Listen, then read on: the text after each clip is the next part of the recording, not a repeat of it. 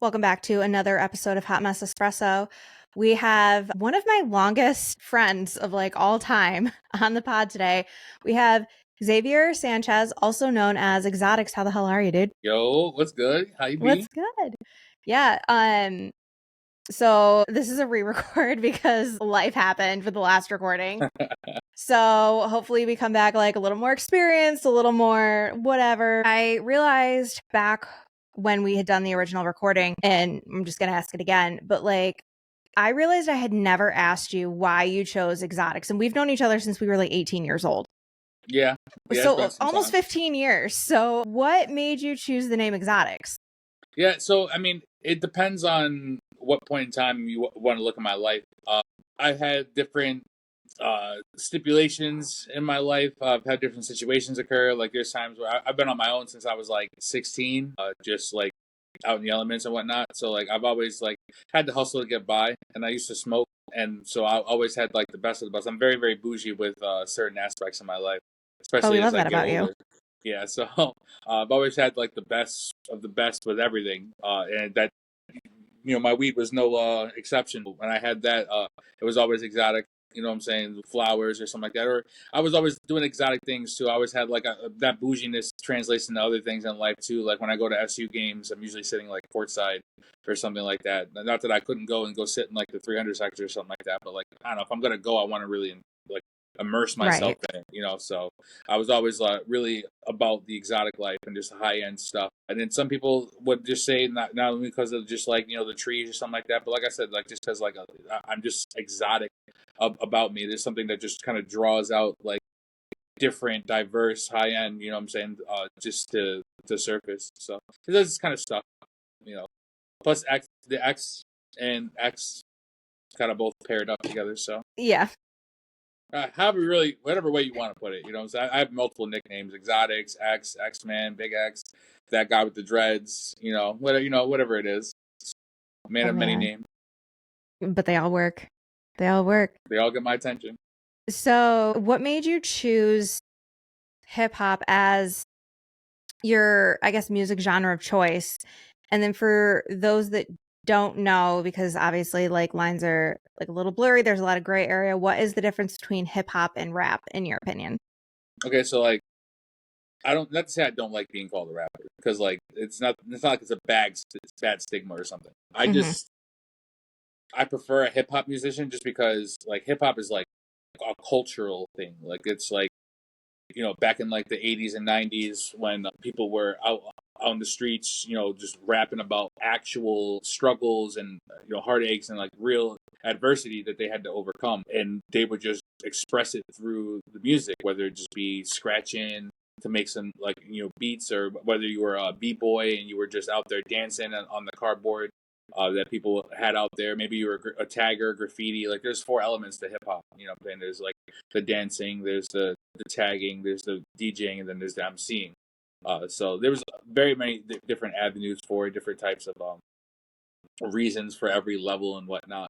But I always liked being a part of the hip hop generation, where it was like more like culturally for the people who kind of affected. But not to say that rap is bad. I think rap is more after like the industry came Hmm. through and like kind of monetized on things. They started influencing the things that we were talking about. We're no longer talking about getting out the struggle. We're now talking about having like fancy cars. We're not talking about like uplifting our communities. We're talking about toking guns and selling drugs, and that's all because it was a push from the behind the scene big corporations who wanted certain agendas to get pushed and like talked about or get appeal from like the general public or whatever. So that's kind of like why I kind of try to stay away from like the rap name or like stigma. But Hmm. that's just my own opinion as far as like why I prefer to be called a hip hop artist over it. Because like not only that I don't just rap, like I also can do melodies. I write counter melodies. I do hooks, bridges. I actually compose music, so it's not like it's just like me. I rap some words over it and I'm done.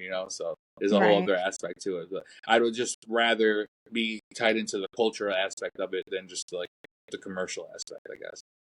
Right. So when it came to developing your musical style, the dog found the cat on the thing. So Here we are. If anybody heard that, that would be the dog somehow with all the wires in here. Nothing went flying. I'll take it. But when it comes to like your musical influences and stuff, who were some of your early influences? And then kind of like as a follow-up question, when you started working with your signature style and stuff like that, what were some artists that you kind of took bits and pieces of, or were you just like, nah, I'm winging the whole thing? Like, how did all that come about? I think that everyone has like artists that they kind of look up to, and like I would say not base their music off of or structure their base their Right. their music off of, but they have like an idea of what they're going for. I would say I was really I don't want to say I was because I still kind of low key am. I was really big into J. Cole. He was like one of my favorite musicians just because he was kind of like the musician that I was, where like it wasn't always about like having the the hottest beat or saying the flyest shit. He wanted to tell his story, and he was genuine, and he never tried to be someone he wasn't, especially on a mic or on a platform where you're kind of like influenced or kind of I would say rewarded on being a little bit more bragmentative and stuff like that. So he just always kept it genuine, so I always respected his work. It's relatable. He went double platinum with no features because he's the goat, you know what I'm saying? Like he's people want to listen to the things he says. Like I remember watching documentaries of that man, like just trying to like dig into like little pieces of his mind to find out like how he operated or how he moved, if I'm moving the same way he does, or we have the same alignments or same I would say like inner like compass, you know what I'm saying? So like that's just one of like the bigger artists. I mean, even if you go way back, because like I've always had hip hop roots. My dad was a real big MC. He tried to rap on everything. He was a funny guy. You can even go back to like DJ Light. Yeah, you can go back to KRS-One. I was a real big KRS-One fan. Another one who's just metaphorical when he speaks. Does like quantum physics now. He's like a quantum physics professor or some shit like that. But like really people who just you have to like really listen to. I'm a big Joyner Lucas fan. He tells like storytellers. I dabble in Logic every once in a while. I haven't liked any of his last real projects, but like the Bobby and Tarantino projects were really good.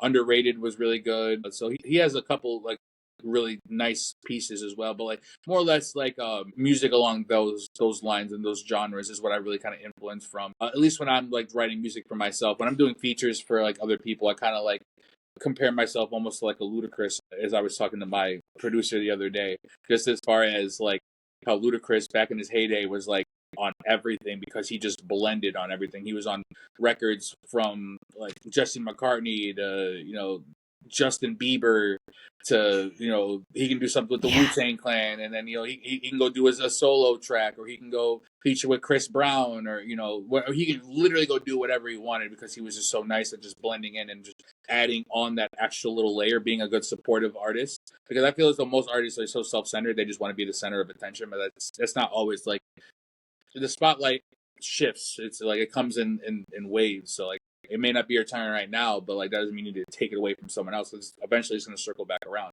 So I just take influences from people and like artists like that, and I kind of like try to apply them to the certain genres that I'm in. Because there's been times where I've had ballads to be a part of, or I do features for Tommy LeClaire. I don't remember if you remember Tommy. I'm doing features for him. Yeah, Wait, he's in music now? yeah. He's been My doing God. music. Yeah. Absolute. Shout out to Absolute.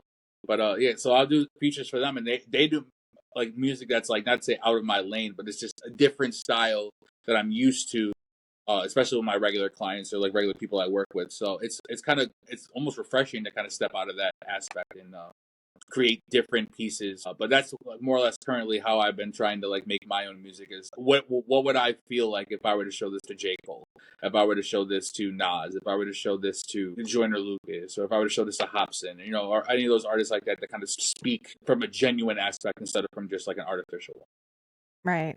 Right. I just got hit with a wave of nostalgia when you said Tommy's name. Because I just where you and I are from is like very small townish. So I actually like that whole group. They're still all kind of like I guess Yeah, fuck with the each other Dans, because the Justins. yeah. So like Dan, Justin, and I have been like best friends for about as long as I've known you. And then Dan was just in town and put something on Instagram. And then John's texting him like, you're in town. And then I'm getting a text from John being like, we really need to hang out. I'm like, I know we've been saying we need to hang out for like 7 years, but like we never get around to now it. is the time.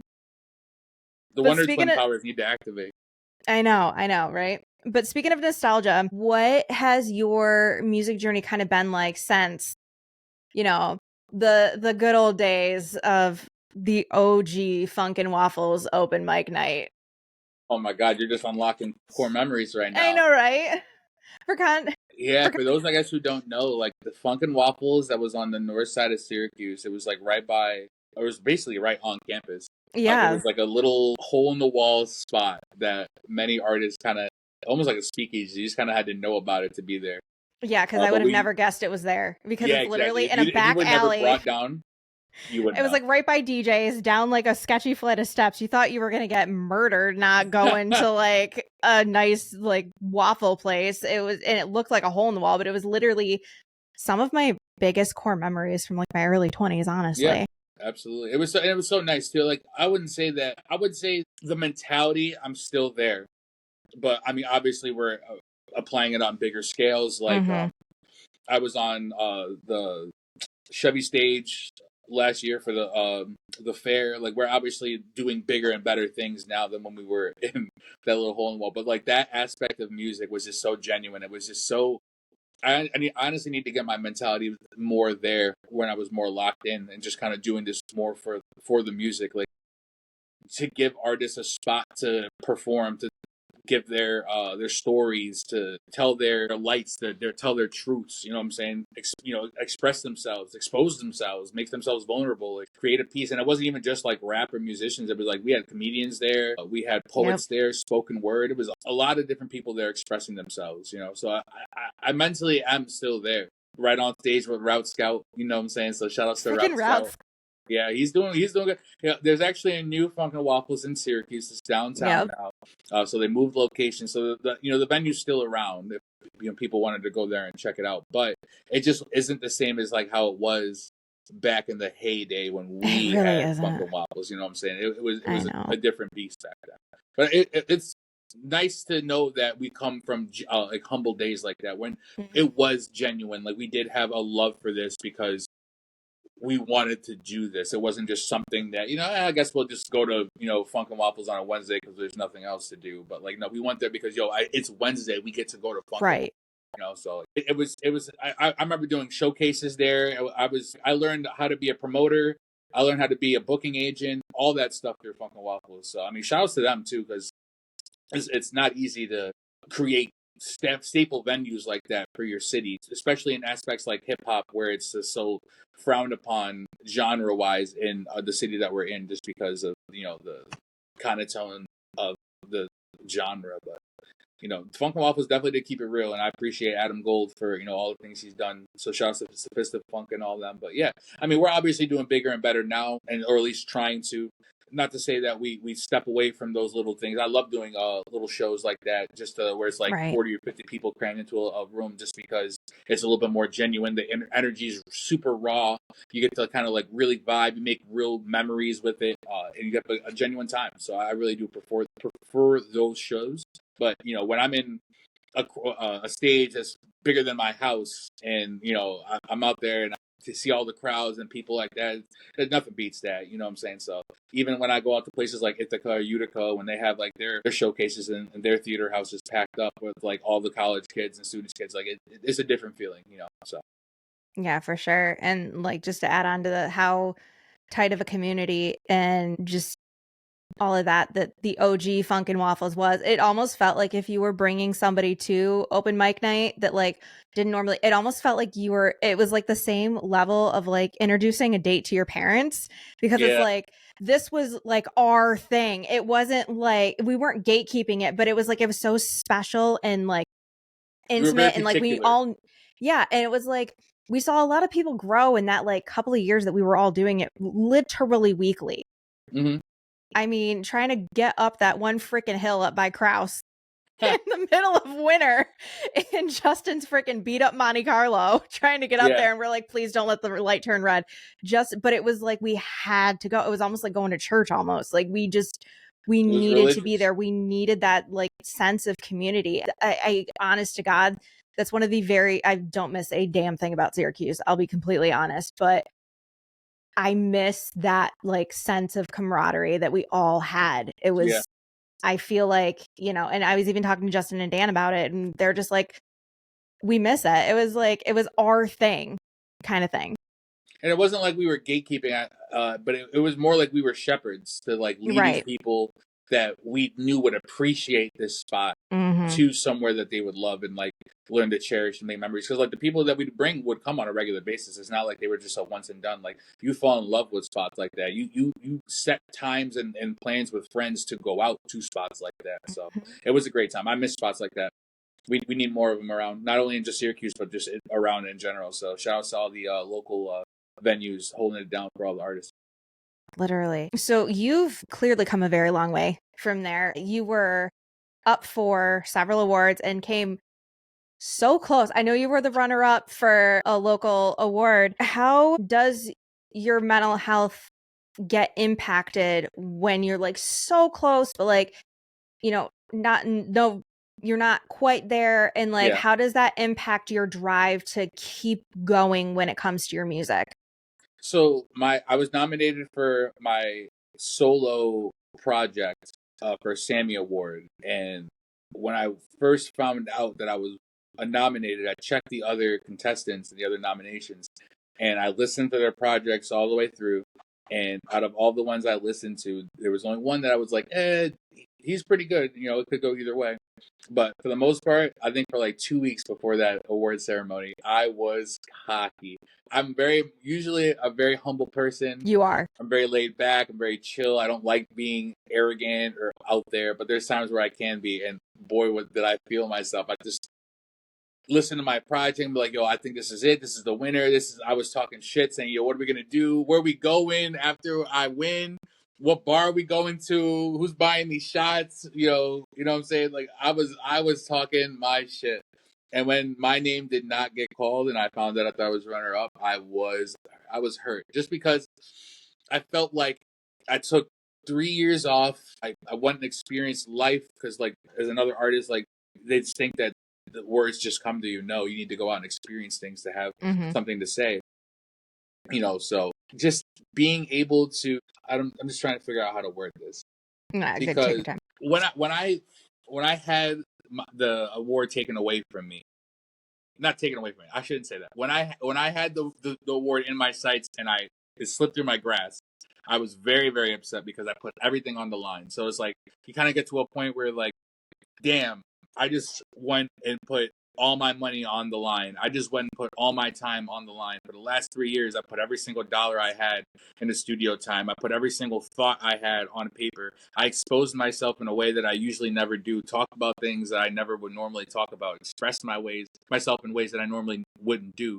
And it just felt like it wasn't good enough, or like I was just shy. Like yeah, you put in all that stuff, but you missed it by a little bit. So it's like, damn, that does suck. And although, yeah, it did put a damper on things for a minute, I think I almost thought about putting it down for a bit just because I was so, like, just, I guess, humbled. You know what I'm saying? Like, it was just like, yeah, maybe I'm not as good as I thought I was, or maybe, like, there's a different path or something I should pursue that's different. But I'm glad I stuck around through it. I eventually got re-nominated the next year by doing a joint project with a guy named FB, so shout outs to him.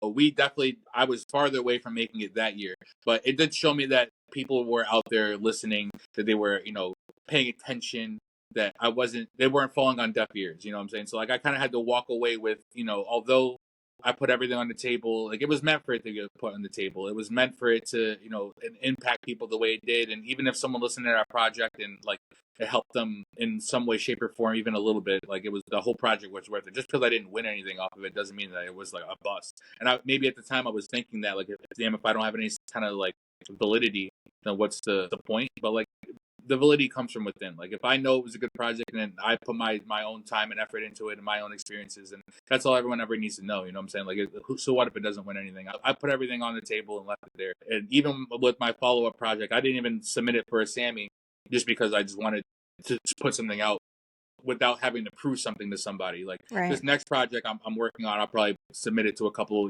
places or award ceremonies or something like that. But Profound was something that I just wanted to just put out because I felt like I had more to give. Like I felt like, damn, maybe I did have something else. Maybe I didn't put all my time in there. Maybe I spent 3 hours in the studios when I should have spent 6.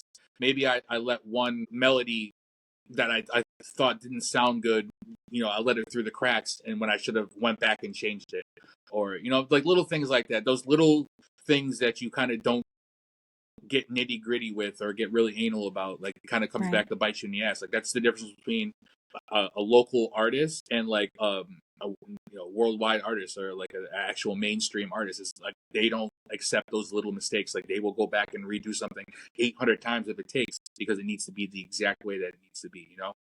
So it did help me go back and like take out those the shortcut routes, and like I'm not shortcutting this. I'm not gonna.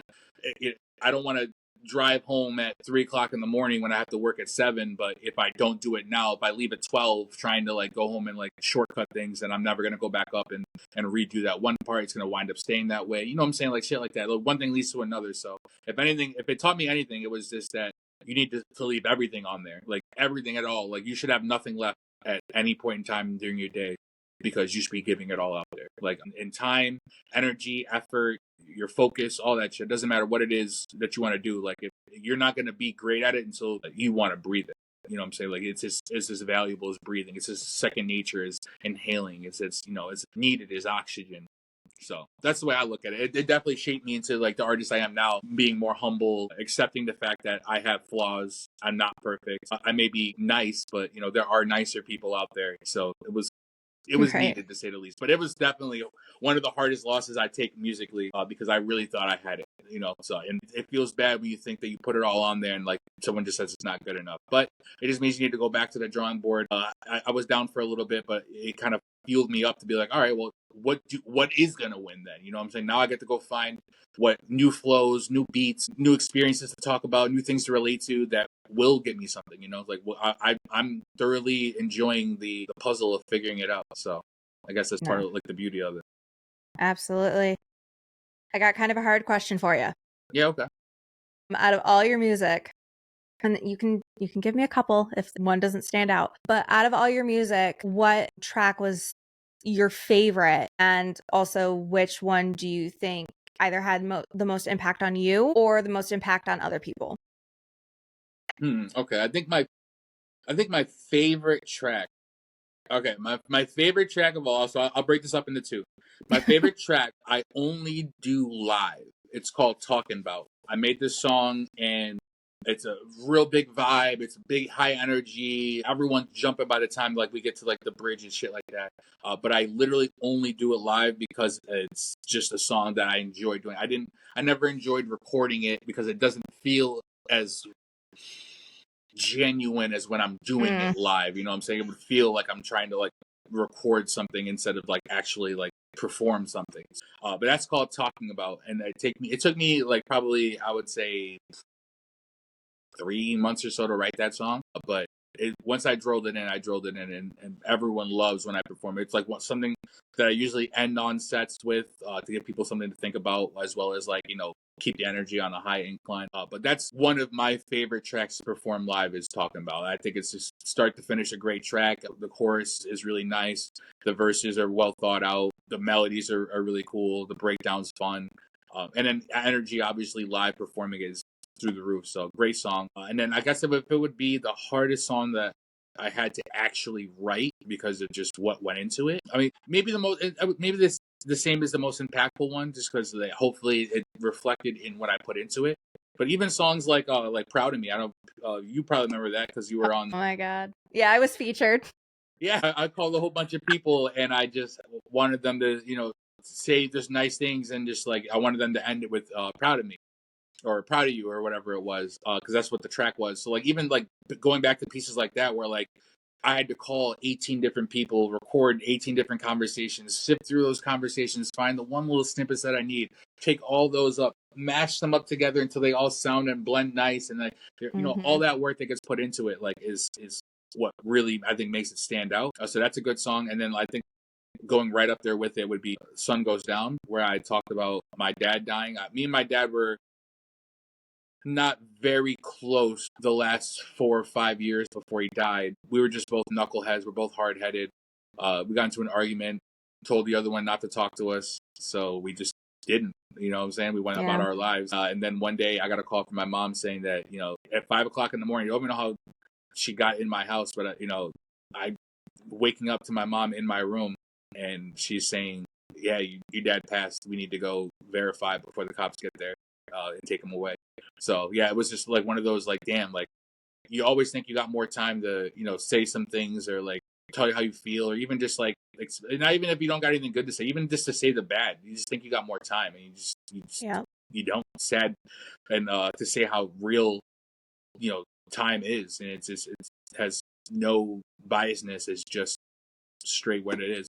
And so I never had any time to like go back and amend the things that we said or the vibes that we had or anything like that. So like Sun Goes Down was really hard for me to write because I just was hoping that he was kind of like, I don't want to say like looking down on me, but I hope he was hearing and seeing what I was putting into that track, because it's the things I would have wanted to say to him in person if I had the chance, So, and, I always, from that point on, it has encouraged people, even when like friends or like people were like randomly down the street are talking about, oh, I don't talk to my dad, or I don't talk to my mom, or I'm fighting with this person, or I don't get along with that one. I always try to step in and be that one person, be like, you know what, maybe you should just go say you're sorry. Maybe you should just go say, hey, you know what, dad, I love you. You don't got to say anything to it. You don't got to respond, but just to give you a heads up, just to let you know, I got love for you, or I love you, or I care for you, or whatever the phrase or, endowment might be. But it just needs to be said. People think that they have more time, and I think that's the biggest like mistake that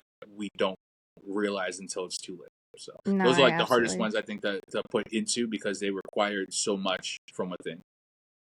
No, absolutely, and I completely agree on the whole not more time thing. Definitely dealt with a loss in our family that was exactly like that. Like, I thought I had more time and I didn't, and I kind of have to live with that for the rest of my life. And this shit sucks too. It is hard. It is very, very hard. I thought this fall I would have the opportunity to reconnect, and that did not happen. So it's definitely something that's very, very tough to live with. And obviously putting it into music takes probably a lot out of you. I mean, so, not only you have to get it out, but then you got to make it understandable. You have to make it relatable. You have to make it so that other people can feel what you're going through. Because like everyone experiences death and things like that differently. Some people feel angry. Some people feel sad. Some people feel like deprived of things, or like us, like time or memories or stuff like that. Like everyone's coping mechanism is different. So like although everyone goes through the same type of things, they all go through it differently. So it's kind of trying to like generally mask over, not only how do I let this out, but like how do I make sure that other people are okay with letting it out as well, So, and I think that's the hardest part.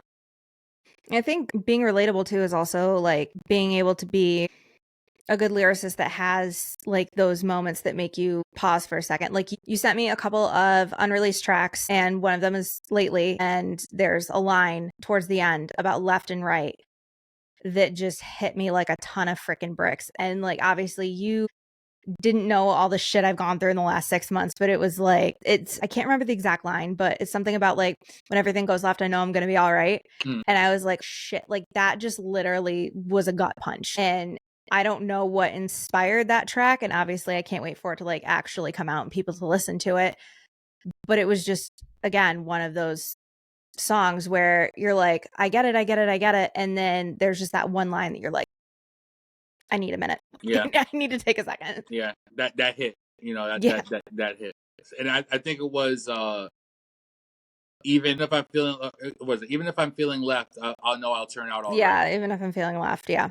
And that's just the same thing. Like even if I just dig into that, like when I've grown older, I'm 32 now, old as shit. You know what I'm saying? Grandpa now, damn near. But like I don't have that many. I don't get invited out as much as I used to when I was younger. I don't get, not even invited to anything. I don't get invited to like the cookout. I don't get invited to, graduation parties. I don't get invited to baby showers. I don't, not to say that people don't fuck with me, but it's just like, everyone's doing their own thing, like, and they don't include everyone. Like, I'm not on everyone's mind, and it's sometimes it's just like, yeah, I may be feeling left out, like I may be like not feeling included in certain things, or like I may be feeling outlined or something like that, but I'll turn out all right. It doesn't matter what it is, we're gonna get through it. Doors closed so other ones can open, you know what I'm saying? So you just gotta stick through it. Another line from that song I really like that kind of sticks with me is they say, even though you're going through it, all that means is you're going through it. So it's just like, shit like that. Like, we're all going through life and shit like that. But just the fact that we're going through it means that we're gonna go through it. So it's like, it means that there is gonna be something at the other end that we can, put our mind towards and like kind of goal orient towards. Yep, exactly. What just to kind of close out, what's next for you? Shit. Well, I got a couple projects that I'm working on. I'm working on another joint project with like it's like a group project. There's like 5 different artists on the project. One of the artists came through and was like, "Hey, I want to do like a joint thing," and I was one of the ones he invited. So it was a great idea. So I'm 100% on board with that. I want to say they're going to start. We're either working on Fab 5 or Starting 5 or whatever it comes up to, but we're working on that right now. I got another solo project I'm probably going to drop, if not end of this year. It'll be very beginning of next year. I want to say I'm probably going to stick to calling it Ikigai, which is just a Japanese version of, it's a saying more or less. It's like when you found what you're good at, what life or like society needs of you, what can get you paid, and then what you enjoy doing all in one. So it's just one of those things. It's kind of like a synonym. So, but I'm still playing with titles, just like an ongoing thing. And I mean, there's a bunch of shows going on here and there. I do be performing around Syracuse here and there. End of the month, I'll be performing with Route Scout, and we were just talking about it over on Funk N Waffles in downtown Syracuse. So you guys can catch that. I think it's the 29th. You guys can catch that on that Sunday. But you can always catch me on all my socials at Exoticz 315, EXOTICZ 315. You can catch me on Snapchat, Instagram, Facebook. No matter what it is, I'm usually on there. YouTube. You can go check out the music videos and all that stuff. And I usually try to stay as linked in with you guys as I can. And you guys can find out whether I'm doing more radio interviews with my guys out in Watertown, or maybe be another music video with my man Austin Smallwood. So you never quite know. Yeah, I'm so excited to see what you have, especially because I've just been following you over the last 15 years, and genuine fan. You've come a long way. Thank you, sister. Well, thank you so much for taking the time out and then taking it out again, because absolutely technical difficulties. We'll do it as many times until we get it right. All right. Well, I love you, and I'm so glad you popped on. Absolutely. Until the next time.